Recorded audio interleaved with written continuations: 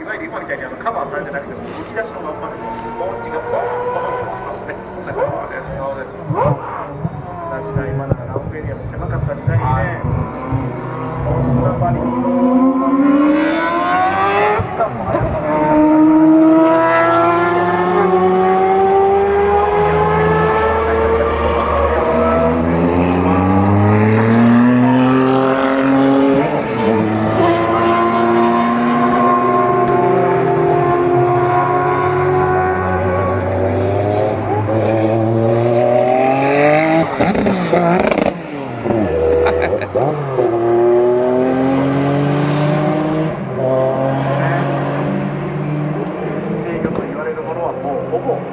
ドライバーエイドと呼ばれるものはほぼないという時代ですからね。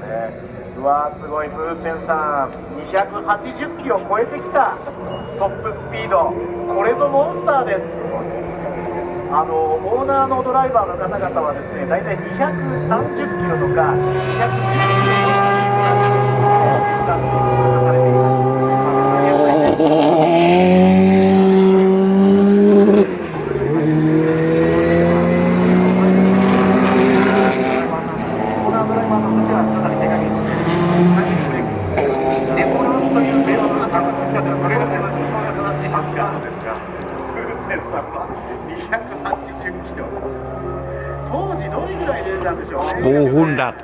280 Pferde.